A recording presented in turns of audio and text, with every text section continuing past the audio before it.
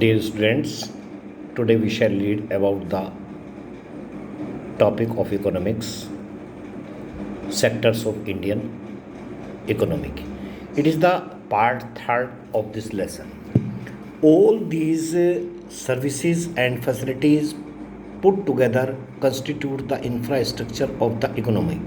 For economic growth and development, it is essential to expand and develop the infrastructure of the economic. A sound infrastructure contributes to the economic development by increasing the productivity of the factors of production and by improving the quality of life and of its people. Infrastructure means foundation which can be taken as a basis of all activities in the economy were related to agriculture and industry or even trade. Economic infrastructure, according to the World Bank, economic infrastructure includes services from public utilities, power, telecommunication, piped water supply, sanitation and sewage, solid wastage collection, disposal pipes, gas, public works covering roads and major dams and canal works for irrigation and drainage. Increasing importance of the territory sector in production in India. During the last 40 years, territory sector has emerged as the large producing sectors in India.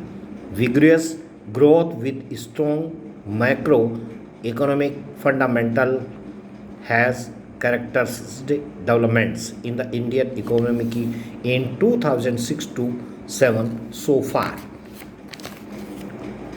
Generating income to the nation. Existence of infrastructure is a necessary condition for development. Larger the infrastructural facilities, bigger and opportunities for produce more. Development in the field of banking, finance, insurance, power, transportation, communication, etc. would not have been possible without development of manpower, at the base of which is education. We cannot enjoy whatever we produce if we do not have health. If we are not healthy, we cannot produce. An unhealthy population produce much less than healthy and trained people.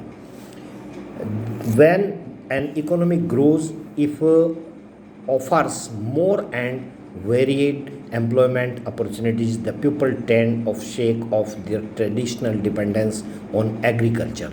They run out to cities and urban areas in search of jobs in the secondary and tertiary sectors of the economy. As a result, the relative significance of different sectors in the unemployment situation of the country changes. Table sectors composition of workforce in India 2011. You can see in your book primary, secondary, and tertiary. What is disguised unemployment? Disguised employment is a situation which more people are employed in an activity than the requires ones. The people who are actually engaged in such an activity appear to be employed but not fully employed. It is a situation in which more persons are working on a piece of land than are required. If a few of these persons are removed from land, this would not adversely affect agriculture outputs. Points for discussion. What are the measures that can be taken that remove disguised unemployment in the agriculture sector? How to create more employment? Existence of infrastructure facilities and services in itself a source of employment.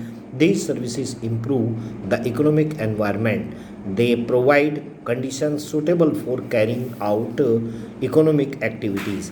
Entrepreneurs are attracted by the improved conditions and sound infrastructural facilities, and they come forward to undertake more production and manufacturing activities. Every sector has potential for increasing employment. Organized and unorganized sectors. The CFO defines the organized sector as all enterprises They are other registered or come under the purview of any of the acts and or maintain annual accounts or and maintain balance sheets. All other enterprises are including in the non-organized sector. How to protect workers in an unorganized sector? A large number of people are working in the unorganized sector. The job opportunities in the original sector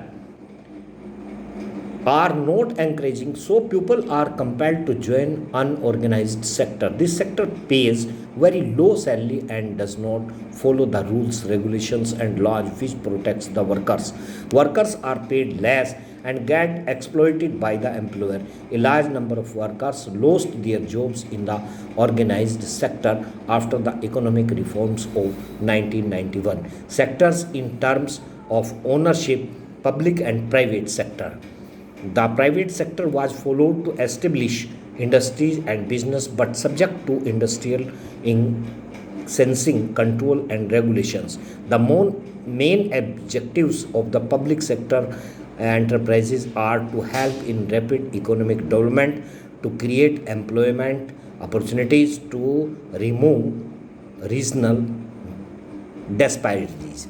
Indian Railway, Indian Postal Service, Bharat Sanchar Nigam are the examples of this.